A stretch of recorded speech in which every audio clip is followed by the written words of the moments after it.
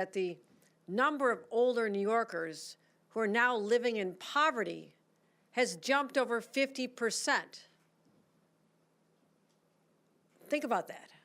At this point in their life, when they should be enjoying the golden years, after a lifetime of work and raising families and contributing to their communities, they find themselves in poverty and struggling to pay their bills. And these are the ones who've got more prescription drugs bills, more prescription drugs than the rest of the population. They have medical bills. They're trying to get to the doctor.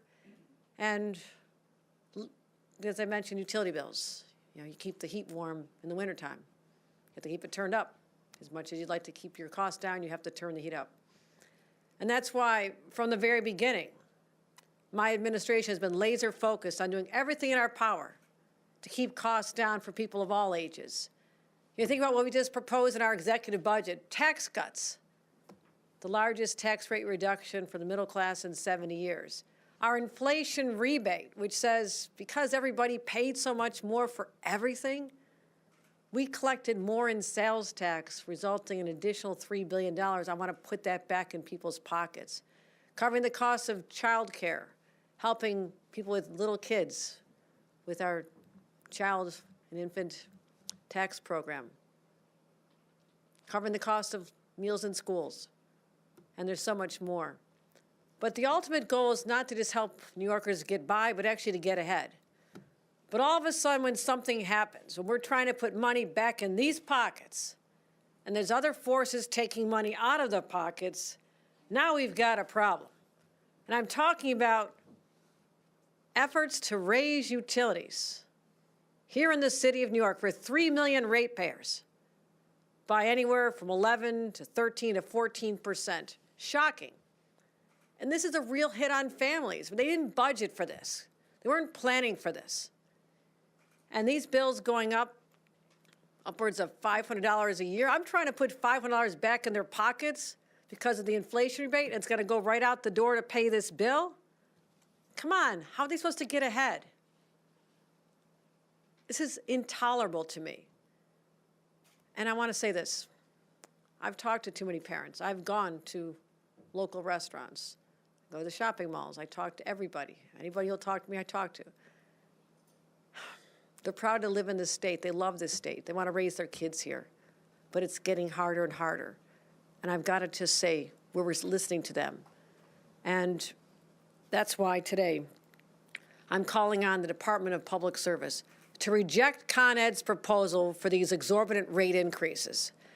Here I have a letter that I'm sending to the DPS chair and CEO, Rory that I'm going to sign right now, that expresses my strong objection to what they're proposing to do New Yorkers at this time when they just don't have the money to pay these bills. I'll sign it now, make it official.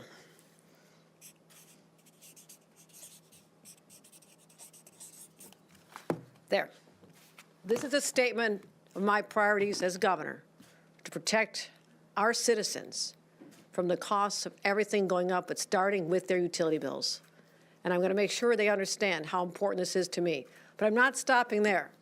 I'm also directing the Department of Public Service to conduct a first-of-its-kind audit of management compensation across the board. Because a lot of people are saying, why am I paying this when they're getting paid this much from that money? I want to make sure that they're being responsible in how they use our ratepayer dollars. So the burden is already heavy. You just listen to people. You listen to someone who's switching to dirtier heating oil because he can't afford his gas bills. We are trying to transition to a clean energy future. So raging forest fires that we saw in our own state don't ever match what we saw in Los Angeles. That the flooding events that we see elsewhere don't become the norm here in New York. The extreme weather we're experiencing, worse flooding, worse extreme temperatures, hottest temperatures, coldest temperatures, it's all happening right now in our state. And the culprit is climate change. And we are standing up strong against that.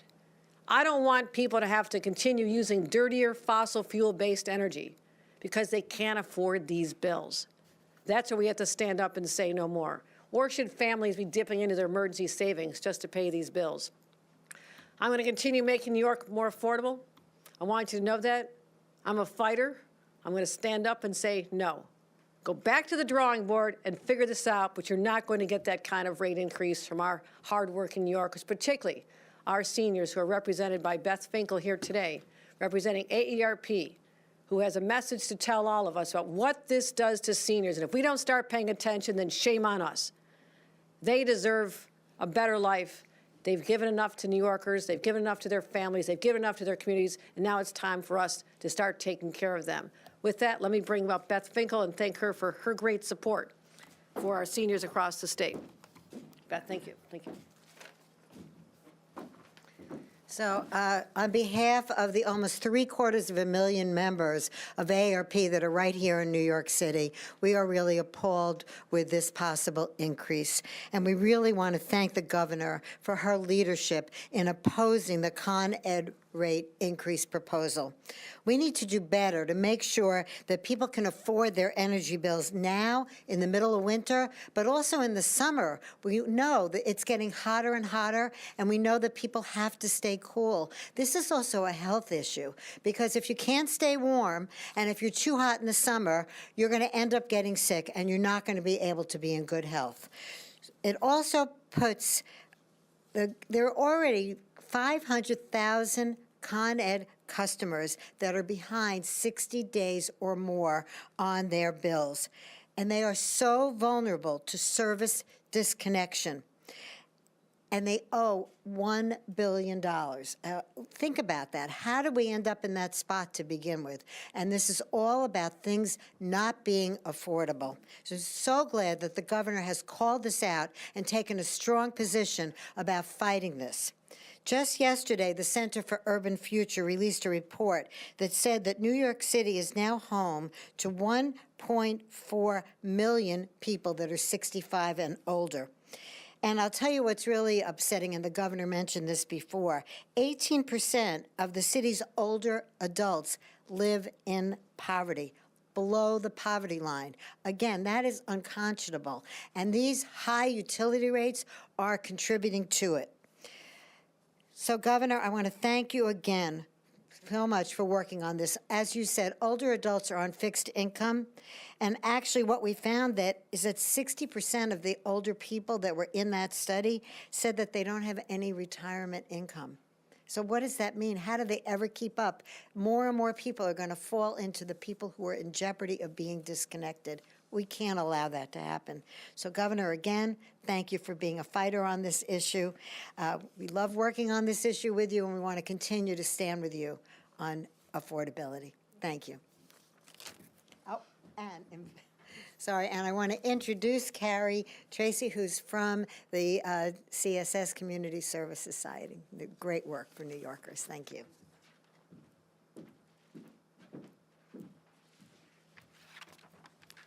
Thank you. I'd like to thank Governor Hochul for inviting us to speak today about this very important issue. The Community Service Society of New York has worked with and for New Yorkers since 1843 to promote economic opportunity and champion an equitable state and city. These proposed rate hikes would be disastrous for low and moderate income New Yorkers. CSS conducts an annual survey of New York City residents called the Unheard Third. And in the most recent survey, we found that over a quarter of low-income New Yorkers, those living in or near the poverty level, reported having no rainy day savings. About 1 in every 6 low-income New Yorkers would not be able to meet an unexpected emergency expense like these rate hikes. Almost 45% of households living near and in poverty worried about making ends meet all the time or most of the time. And women, particularly Latina and Black women and families with children, are more likely to experience this kind of financial insecurity. So we'd like to thank Governor Hochul for her strong defense of families in New York and fighting these rate hikes. Thank you. This concludes our program.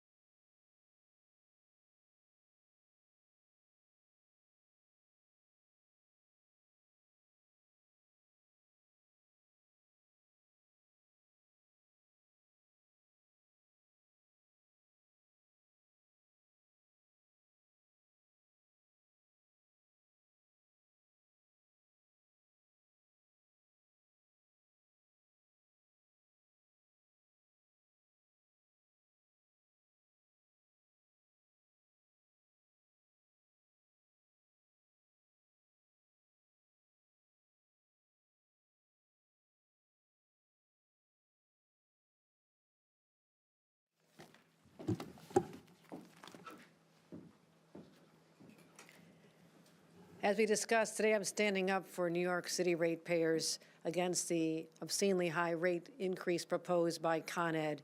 I've directed a letter to be sent to the head of the Department of Public Service and asked them to re-examine this, asking Con Ed also to go back to the drawing board and come up with a different plan that does not hit our seniors particularly so hard with these rate increases. Also looking at executive compensation, which I want to find out if that's a driver of these rate increases as well. So in a time we're fighting for affordability, it's time to stand up and use my voice and my position to call out when I feel that people's pocketbooks are being jeopardized. Any questions? We are going to take off-topic questions. Before we do that, does anyone have on-topic questions about ratepayers and affordability? Darla. Good morning, Governor. Good morning. In terms of the action that you've taken today, what can New Yorkers expect for a timeline? Because there's obviously anxiety with the pending rate increase. So after this action today, what does that timeline look like between the governor's office and Con Edison? The traditional timeline is actually almost a year. So this is the very beginning of this. They put forth the rate increase. They have to justify this. There's public comment period. There's public hearings. So this is the beginning of a lengthy process. But I wanted to make my feelings, my objections clear at the outset so they can take the time to go back and get out their pencils and figure out something else that does not hit our ratepayers so hard. Dan? Just to read a letter from Con Ed to the Public Service Commission Secretary saying that part of the justification is requirements for clean heat in new commercial and residential buildings. Could you explain the link between your party, you yourself, the clean energy policies that is more expensive than dirty fuel, and the need for a rate increase in utility bills? When you examine the real cost drivers behind this, I encourage you to look at the property tax increases for Con Ed in the city of New York. That is what our analysis shows is the real driver. They cite clean They can energy. cite all they want. I'm telling you what we believe the truth to be. It is a factor, but to increase rates by this percentage is not supported by that. In fact, I have a letter from Con Ed saying they support our initiatives. I can bring that out for you as well if we're going to go letter to letter here. But I don't think I need to. I'm standing with the consumers of New York.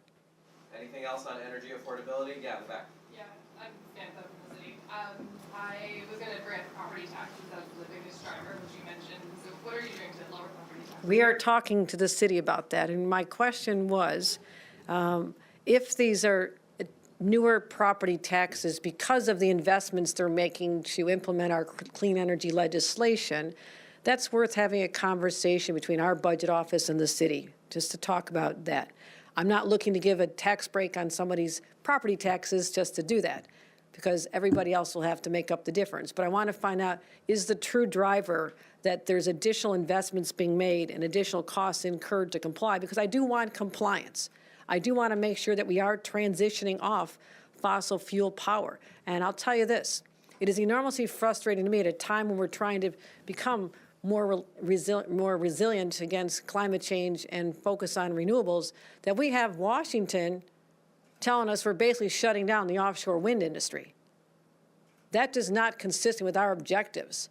And we have to now navigate around that variable because we have been counting on powering tens of thousands of homes as we've already started, but to have no more licenses being granted with that area where we're counting on plentiful energy coming from creates another challenge for us. We're up to the challenge, but that's a curveball that one would have not foreseen at this time. So working through all that. Okay, anything else? All right. We'll get to you at the end. Let's move to off topics. We'll start with Andrew. Governor, can you walk us through how you learned that the Justice Department is dropping the charges against the mayor? And once you learned it, how concerned are you that, as some critics have put it, Mayor Adams is now a wholly owned subsidiary of Donald Trump, and that President Trump is essentially going to have the leverage to determine everything that's done in New York City? It's an interesting premise. I found out the way most New Yorkers get their news from mainstream media. I read it in the news accounts, which I always hope are accurate. Okay. That being said, I'm going to continue doing what I've done since September when all this started. You know, I worked with the mayor to make sure that he brought in a different team to manage the operations of government. There is a new police commissioner. I spend time with her. I have confidence in her. Crime is going down, on the subways in particular. I want to make sure that we had the resources to get the housing plan over the finish line. That's why I came in at the 11th hour with $1 billion to help New Yorkers get some relief from the high cost of rent because there's so little supply. Working on making sure that the subway system is not a rolling homeless shelter, making sure we have the beds and resources and support we need.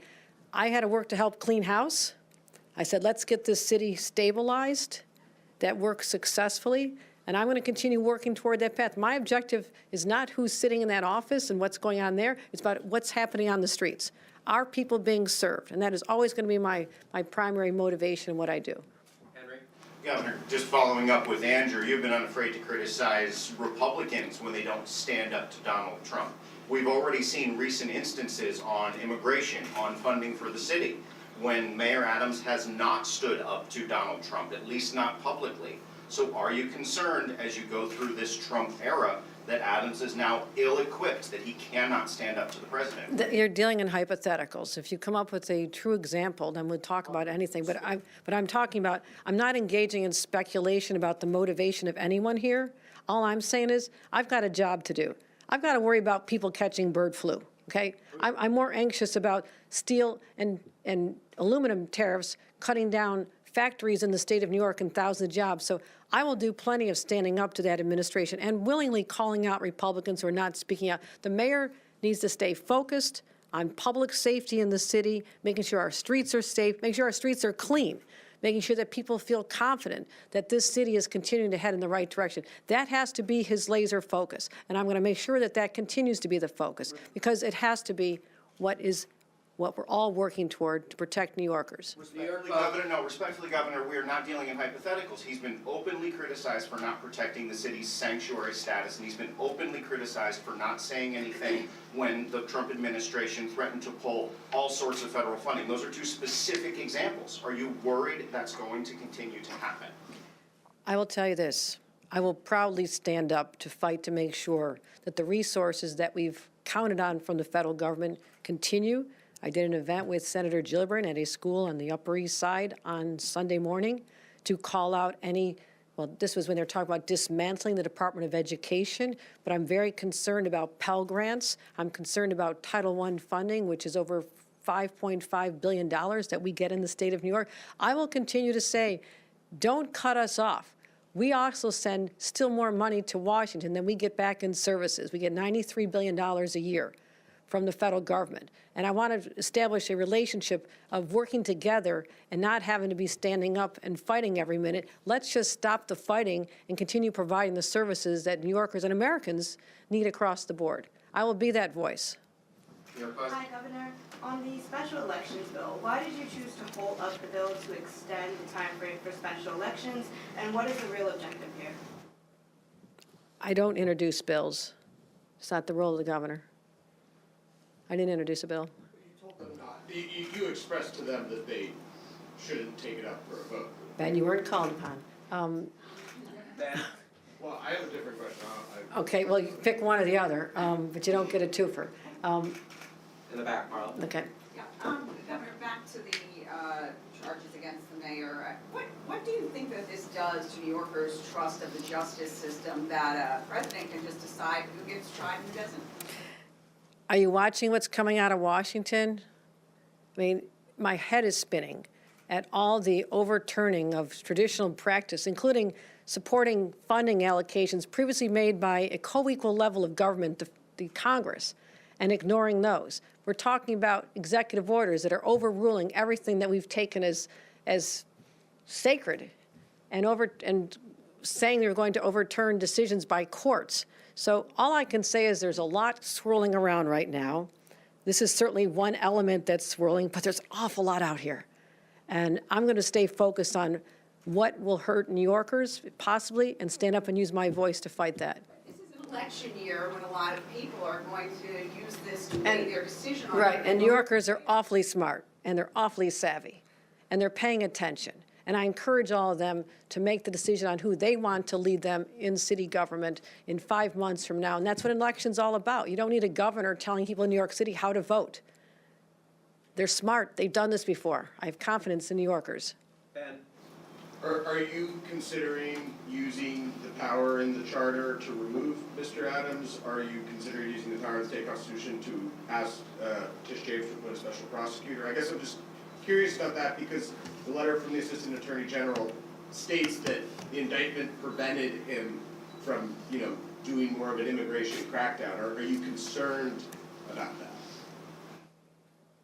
This is from the Department of Justice that we have right now. Okay. I just encourage everybody to look at what has happened to our federal government closely. I'm not sure there's anything to back up anything that is being said there. I don't know what went into writing it. I have no idea what the genesis of all that is. And to suggest that I should, at this point in time, just use my powers to say, despite what the voters said when you ran 3.5 years ago, I'm overturning that election. That does not feel like something that's very democratic. That's why I'm not going to go there. What about your view of the state election? I'm curious about that too. When bills are introduced and they're passed and they get on the pile of my desk with about 800 to 1,000 bills, depending on the year, that's when I pay attention to them. Not about congestion pricing? Congestion pricing does not come out of legislation related to this. In this broader soup of things that are going on between you and the federal government. There's a lot going on, Ben. Tanaki? I also have a question about the special election issue. You yourself won a special election back in 2011 to represent the Buffalo area in Congress. Would the people of that congressional district have been better served if there was never a special election in the May of 2011 and that special election was consolidated into the general? Hell yes. That was an awfully short time frame to have to run an election in 7 counties. More time is very helpful for voters to get to know someone. I was known in 1 county out of 7. So I would just say there's a whole process, even the idea of having individuals not selected to a primary system. I mean, other states are doing it differently. Other states actually, 15 states allow up to 669 days to fill a vacancy, which is obscenely long. I wouldn't support that, but, it's just interesting. A lot of this generated by the Republicans who, they have a press conference every time I sneeze, criticizing something I'm doing. She's starting a pandemic by sneezing. They're just so hyperbolic that you really have to just tune it out because this is all they do. And there's no substance behind it. All I know is that every time there is an election reform bill that comes out there, whether it's early voting, whether it's the John Lewis Voting Rights Act or the odd-even bill, they act like this is going to be the end of society and democracy in America as we know it. So I just encourage everybody to just consider the source and the motivation behind what they've been doing. They're very good at it, but I don't pay attention. Last one, Sam. After having those conversations with President Trump about congestion pricing, what's your reaction to him telling the Post that he wants to cut a deal with you to end congestion pricing, and are you scheduled to talk to him again anytime soon? Not scheduled. We did say we're going to talk again. The Democratic and Republican governors gather in Washington next week for the National Governors Association. There's time in the White House. There's time for meetings. So, that could be the next opportunity, but I'm looking forward to conveying that as every day goes by and congestion pricing is in place, the results are more positive. And I don't think a lot of people, including the president, would necessarily have access to that data, which I'm happy to share, about the reduced drive times for those who are paying the 40% reduction in the fee that I negotiated of $9. When you hear, a lot of it's anecdotes, which I need data, and we're waiting for the data, but there's a lot of people who are saying their commute is shorter. I can wake up a little bit later, spend a little more time with my kids. Those are the ones who at first were very resistant to this, but also in the communities that see less traffic. Again, I'm a walker. I see it myself. I'm all over the city, and I'm seeing a dramatic decrease, especially in our areas, particularly in Lower Manhattan, that were particularly egregiously crowded. And also, anecdotally, one gentleman told me that his child has asthma and would always be coughing when he went outdoors. And he says the less traffic is making his son's lungs even healthier right now. And so there's a lot of positive attributes. I want to collect data. The president's data-driven. He knows the city. He knows that congestion in front of Trump Tower is not good, and I'm going to be able to point to some very positive benefits of it. So I will do my very best, is all I'll say on that topic, and wish me well. Are you worried he's gonna hold something over you, though, to kill it? Like he's holding these charges over Mayor Adams? I cannot speculate on what his thoughts are. I'm going to go in and just make a persuasive argument on why it should stay. Okay, thank you. The New York Times said that you spoke to legislative leaders and you told them, quoting the New York Times, that you were seeking to gain leverage in separate negotiations with President Trump over the future of the state's new congestion pricing program. This is related to the special election. No, I didn't bill. say that. Okay. Do you have confidence in Mayor Eric Adams? Confidence to be the mayor.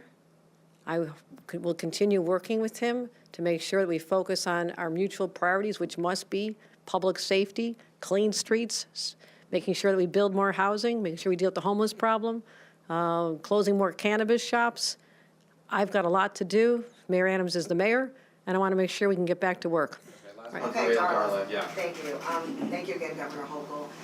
You shared with us that you heard the news about the DOJ's decision, just like we all did in mainstream media.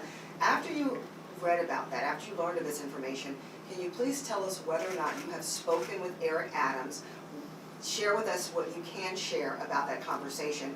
And I think the direct question from New Yorkers is asking you to address if you think if the mayor's objectivity to the New Yorkers is now compromised. I think that is the specific question that some people want answered. If you think his objectivity is compromised. No, I did not have a conversation, so there's no content to disclose. And again, I will reiterate, I do not disclose the content of private conversations, whether it's with the president on down to my husband, okay? I'm not going there. Do I think he's compromised? That is speculation. I don't know. I don't know whether anyone is compromised in that situation. I truly do not know. I have to believe that the mayor is going to put the interests of New York City first, and I'm going to continue monitoring the situation as I've had to do since last fall. This is a very serious job, and the city of New York needs full-time attention. You know, it is my hope that after, you know, this issue, there's more attention now back on the minutia of running the city, and that's important to me. I just want to have a partner who has the same priorities I do, and that is focused on the people of the city and nothing else, nothing else. And so, you know, that's what I'm hoping to get back to. Thanks, everybody. Do you have any benchmarks for what you'd like to see, similar to last time you wanted him to clear house? Do you have any specific benchmarks or marks his administration needs to hit to restore trust? Trust is a nebulous concept, right? I don't know what's going to, I mean, we're talking about people's emotions and how they feel. Since I entered government under unusual circumstances, entered the governorship under unusual circumstances, I knew how important it is to restore trust. I did everything I could to bring in new people, to put in systems in place, to bring in outside counsel, to listen to any claims about untoward activity toward employees. So I understand what it's like when you have to change a culture and rebuild trust because of what I inherited. I encourage the mayor to examine all of his actions and know that he's going to be under a spotlight to make sure that people have confidence that there has been no reason why he would not take a certain action, that he has to demonstrate to New Yorkers that he's putting them first, above all. And that includes in his relationships with the White House. That's how it has to be. Thanks, Thank you. everybody.